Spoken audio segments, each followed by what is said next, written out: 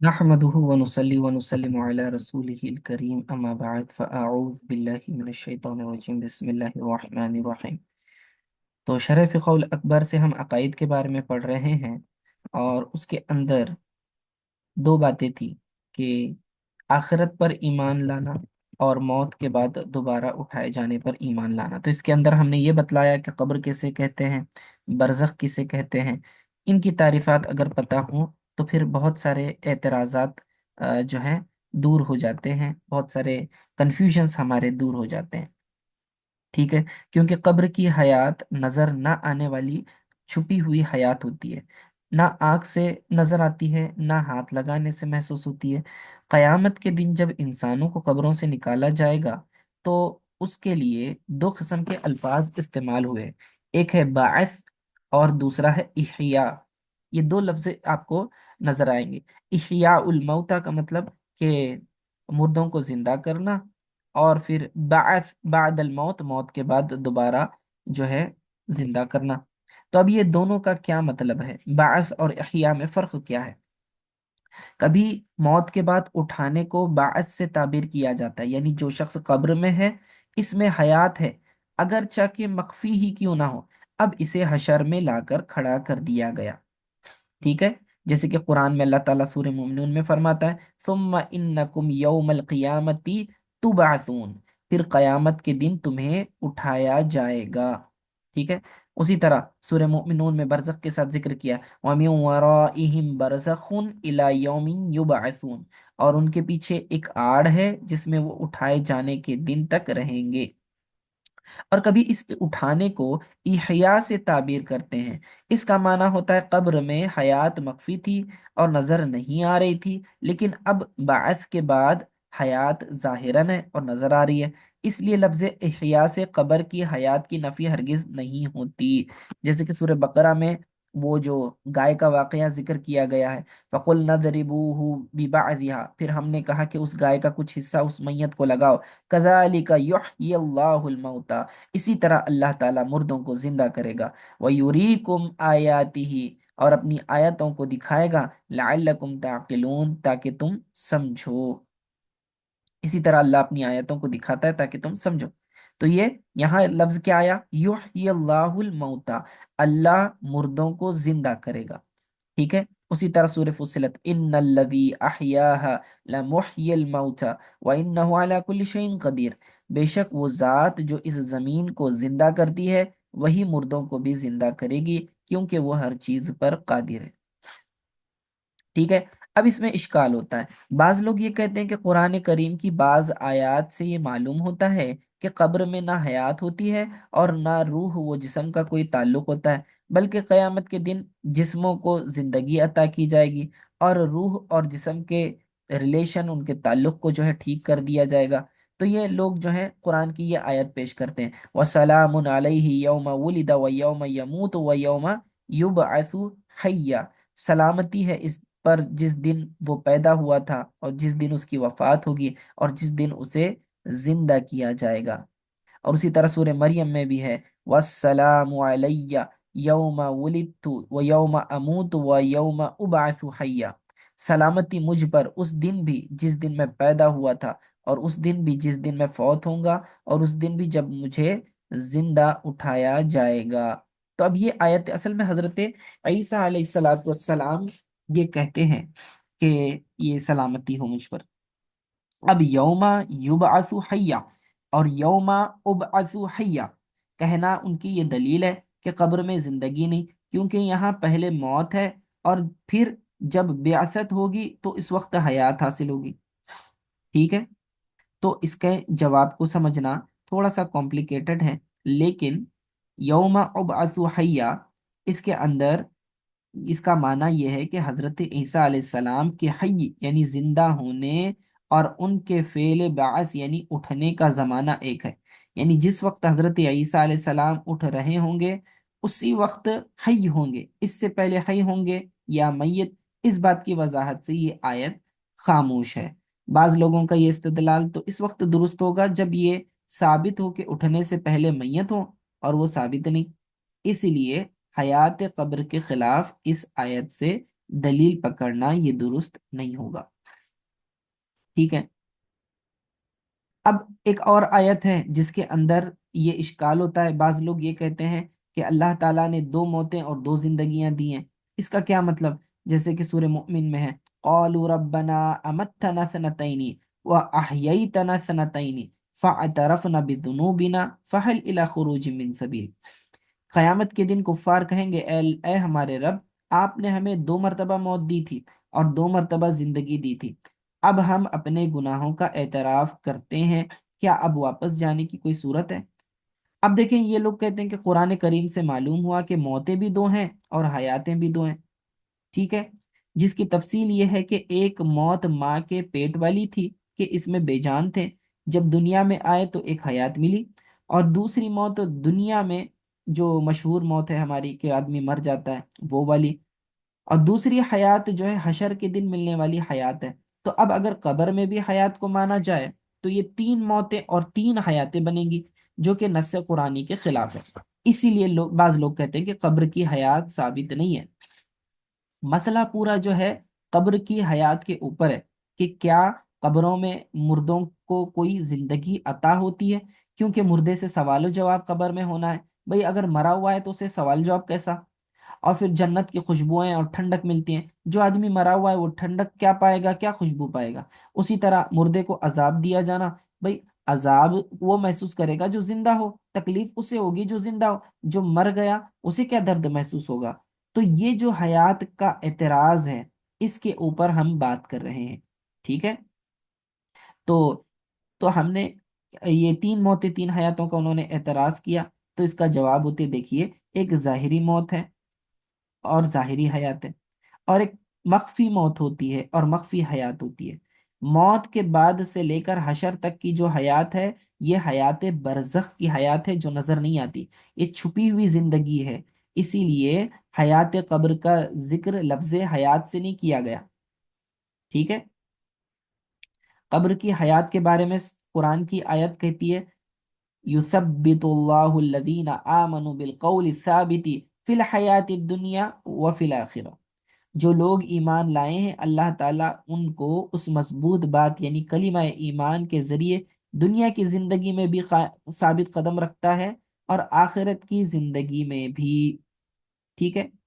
اب مسلم شریف کی حدیث ہے، اس آیت کی تفسیر میں حضرت برا بن عازب رضی اللہ تعالیٰ عنہ سے روایت ہے کہ نبی اکرم صلی اللہ علیہ وسلم نے اس آیت یثبت اللہ الذین آمنوا بالقول الثابت کے متعلق فرمایا کہ یہ آیت عذاب قبر کے متعلق نازل ہوئی ہے، یعنی میت کو جب قبر میں رکھا جاتا ہے تو اس سے پوچھا جاتا ہے کہ تیرا رب کون ہے؟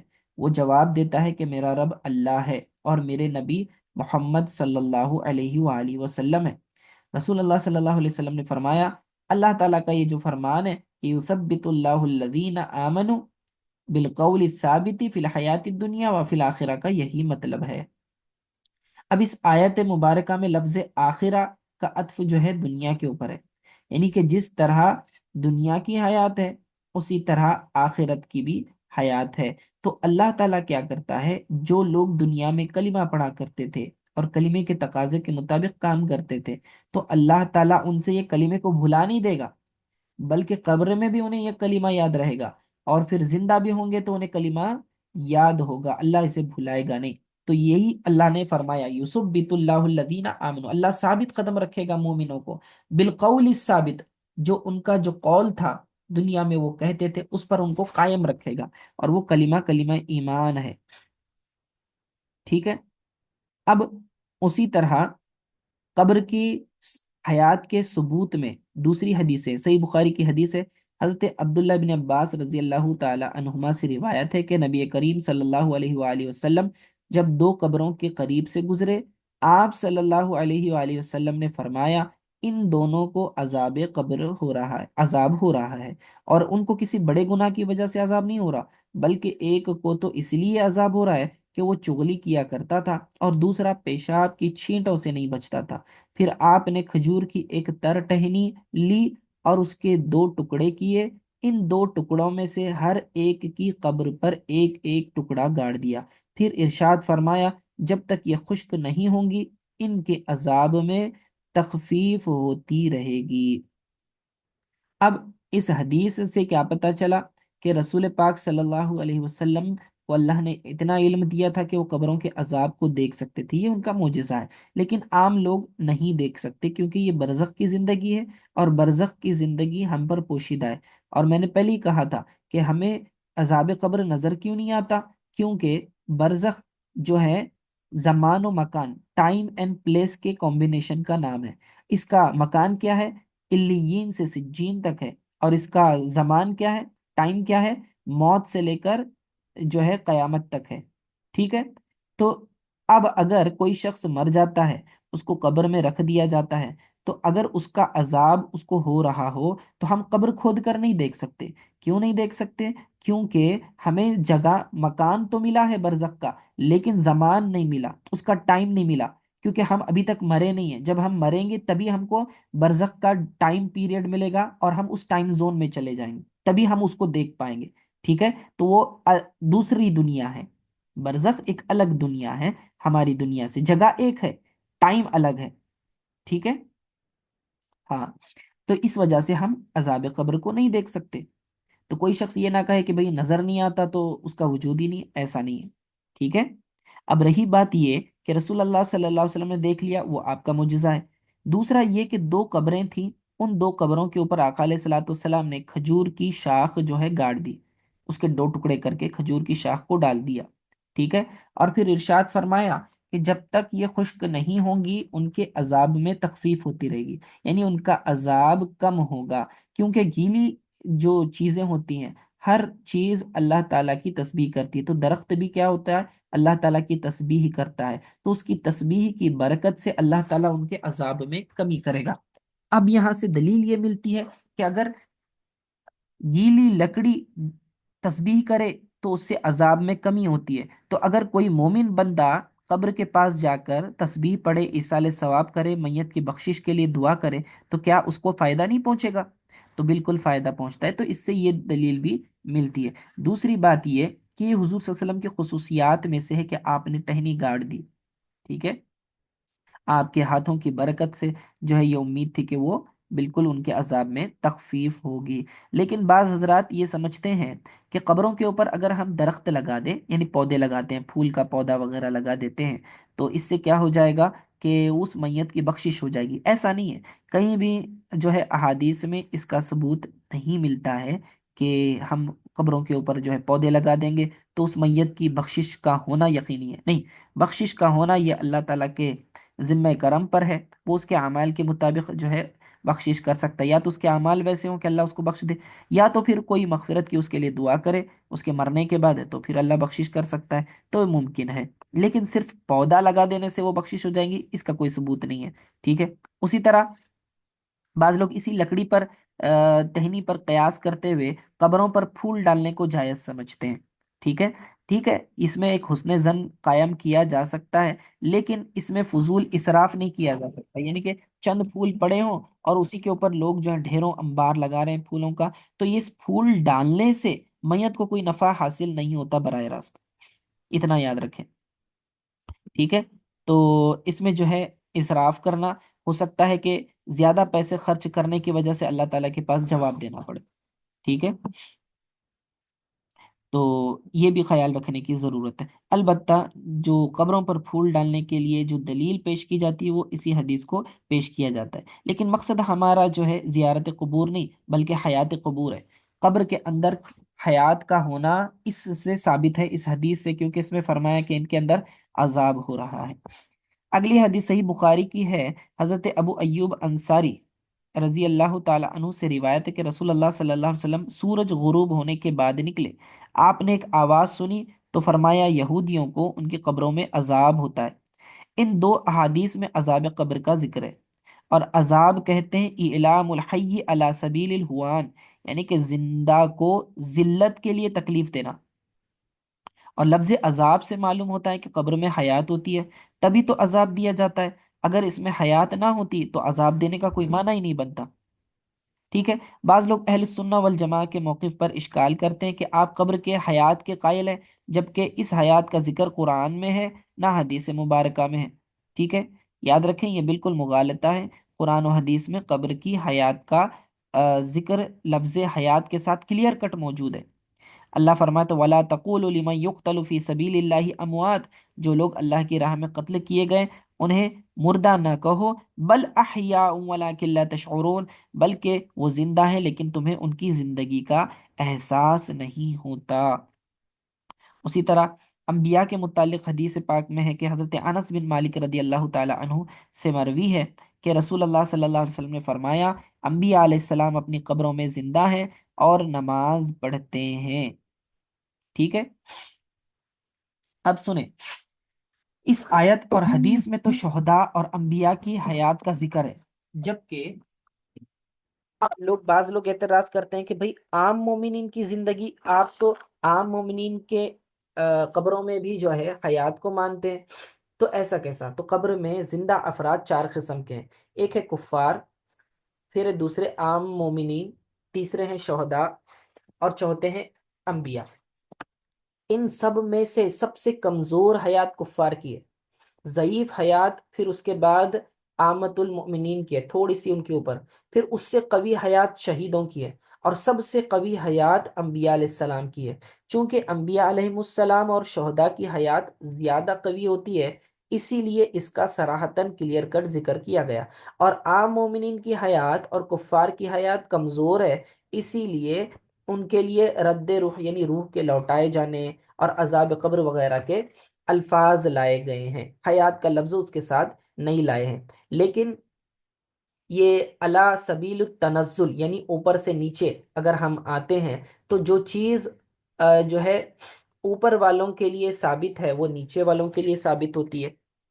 ٹھیک ہے، میجر کے لیے جو چیز ثابت ہو وہ مائنر کے لیے ثابت ہوتی ہے۔ اس کی مثال یوں سمجھ لیں کہ اگر ایک واٹر ٹینک ہے اور اس میں سے پانی آ رہا ہے، ٹھیک ہے، اگر اوپر سے ٹینک میں سے پانی جو اگر کوئی شخص ڈائریکٹلی نکالتا ہے، دیکھتا ہے ٹینک کے اندر تو پانی ٹھنڈا ہے، مثال کے طور پر ٹینک کے اندر پانی ٹھنڈا ہے، تو اب نل سے ہو کر جو ٹوٹی سے پانی آئے گا ہمارے یہاں، تو وہ پانی ٹھنڈا ہوگا کہ گرم ہوگا؟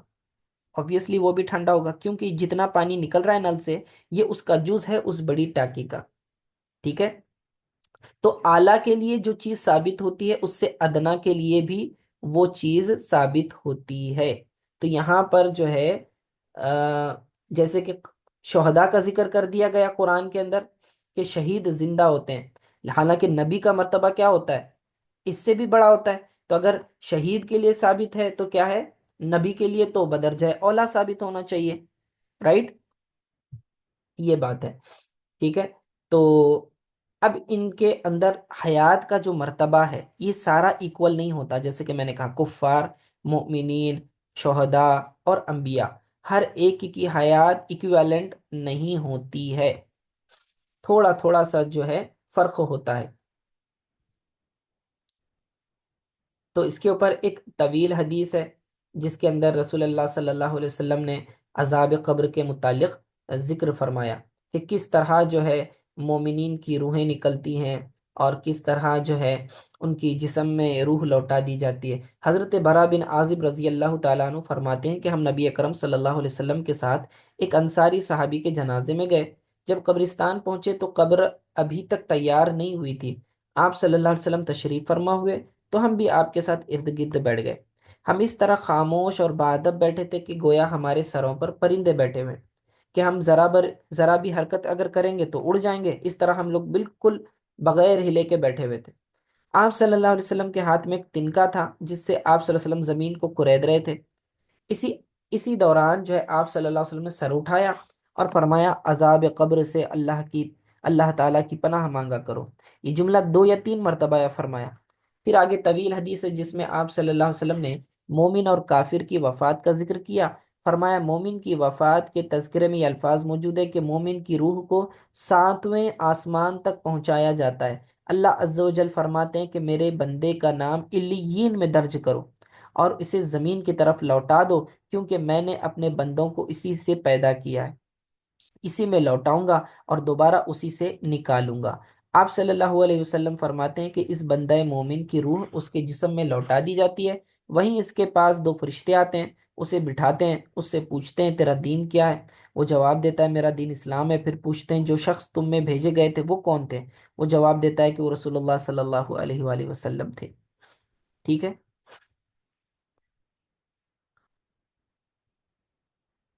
ٹھیک ہے، اچھا، اب سوال یہ ہے کہ اگر برزخ کی زندگی، برزخ میں مردے کو قبر میں اگر زندگی ملتی ہے تو اس زندگی کو ہم سے پوشیدہ کیوں رکھا گیا، ہم سے چھپایا کیوں گیا؟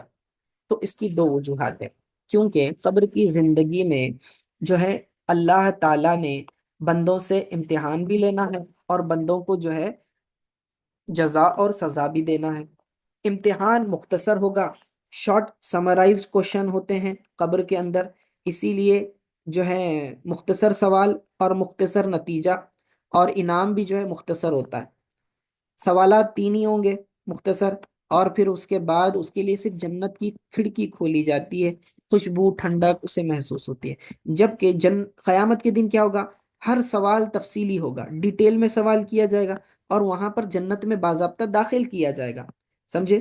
تو یہ ایک سمجھ لیں کہ میجر ایگزام سے پہلے مائنر ایگزام ہوتا ہے قبر کے اندر، اور پہلی سیڑھی کہا گیا ہے اسے آخرت کی۔ تو جو اس امتحان میں پاس ہوا، سمجھے؟ ہمارے یہاں ایک اسکولس میں کیسے ہوتے ہیں کہ یونٹ ٹیسٹ وغیرہ لیتے ہیں اور اس کے بعد فائنل ایگزام ہوتی ہے، پریلیمس ہوتے ہیں، فائنل ہوتی ہے، رائٹ؟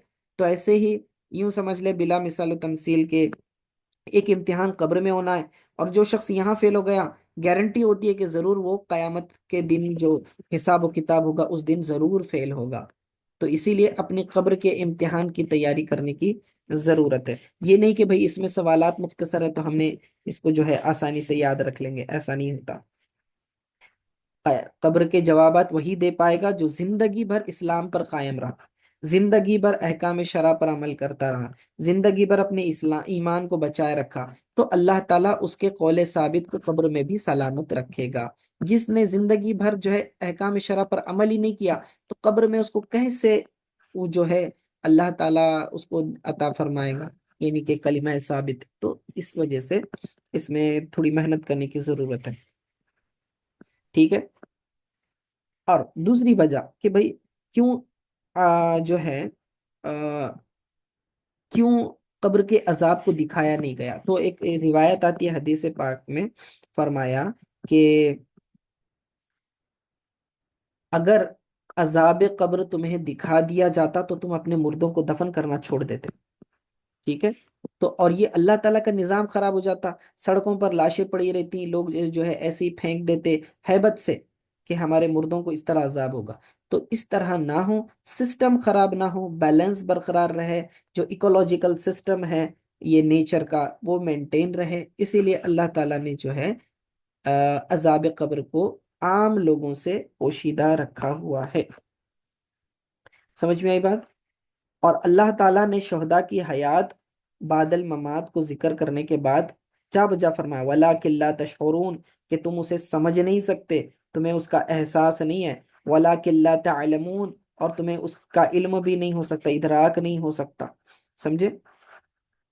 تو یہ جو ہے یہ جو ہے آیتیں بتلا رہی ہیں کہ برزخ کی زندگی کو ایز اٹ از مکمل طور سے ہم سمجھ نہیں سکتے، یہی تو ہمارے لیے آزمائش ہے، اور یہ ایمان کا حصہ ہے کہ جو چیز نظر نہ آئے پھر بھی آپ نے ماننا ہے۔ جیسے فرشتے نظر نہیں آتے پھر بھی ہم مانتے ہیں، ٹھیک ہے؟ اللہ نظر نہیں آتا پھر بھی مانتے ہیں۔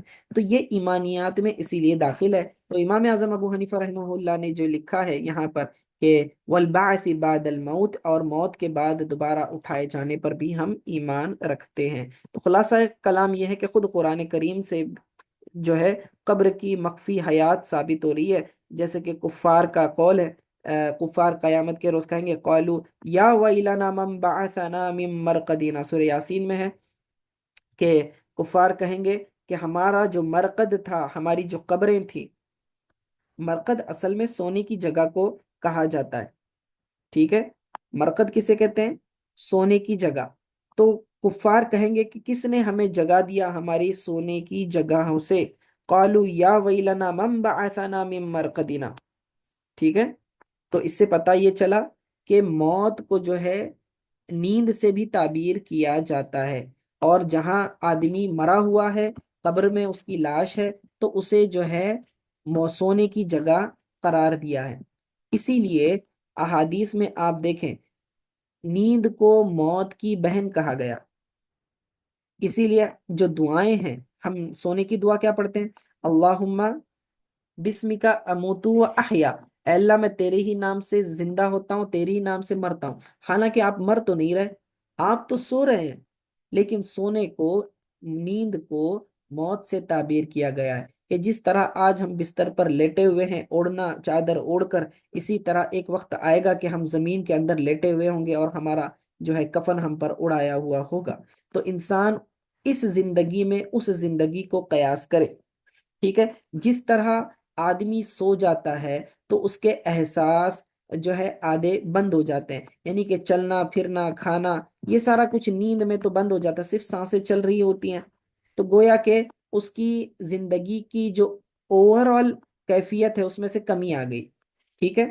قبر میں بھی ایسے ہی ہوتا ہے کہ بعض چیزیں، بعض احساسات باقی رہتے ہیں، باقی سب فنا ہو جاتے ہیں۔ یعنی کہ مردہ سن سکتا ہے، مردہ فیل کر سکتا ہے، ٹھیک ہے؟ وہ فیل بھی کر سکتا ہے۔ تو اب فیل کیسے ہوگا؟ آپ کہیں گے فیلنگ کیسے آئے گی؟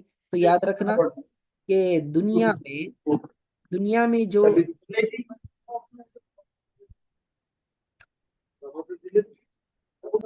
دنیا میں جو جسم پر احوال طاری ہوتے ہیں، وہ جسم سے روح کی طرف جاتے ہیں، اور آخرت کی زندگی میں، برزخ میں، روح سے جسم کی طرف آتے ہیں۔ مطلب یہ کہ اگر دنیا میں آپ بیٹھے ابھی زندہ ہیں، اگر آپ آگ میں ہاتھ ڈالتے ہو تو آپ کا ہاتھ جل جائے گا، تو روح کو تکلیف کب ہوگی؟ جب جسم کے اوپر اثر پڑے گا۔ جسم کیا ہوگا؟ آگ میں جلے گا تو روح کو تکلیف ہوتی ہے۔ اسی طرح آپ لذیذ کھانا کھاتے ہو یا پھر ٹھنڈا پانی پیتے ہو تو آپ کی روح جو ہے تازگی محسوس کرتی ہے۔ کب؟ جب جسم اس کا فائدہ حاصل کرتا ہے، تو جسم سے روح پر اثر پڑتا ہے، لیکن برزخ کی زندگی میں روح سے جسم پر پڑتا ہے، ٹھیک ہے؟ موت کے بعد روح اور جسم کا تعلق ختم نہیں ہوتا، روح چاہے کدھر بھی جائے تو بھی جو ہے جسم کا تعلق روح کے ساتھ بالکل برقرار رہتا ہے۔ تو روح کے ذریعے جسم پر اثر پڑتا ہے، تو احساسات، عذاب جو ہے صرف جسم کو نہیں یا پھر صرف روح کو نہیں، بلکہ جسم اور روح دونوں کو عذاب اور ثواب دیا جاتا ہے۔ آئی بات سمجھ میں؟ تو یہ تھا والبعث بعد الموت کے بارے میں ایمان رکھنے کا مسئلہ۔ پھر اس کے بعد آگے پھر تقدیر کا بیان آ رہا ہے، انشاءاللہ ہم اگلے درس میں کور کرتے ہیں۔ صلی اللہ تعالی علی خیر خلقی محمد و آلہ و صحبہ اجمعین برحمتک یا ارحم الراحمین۔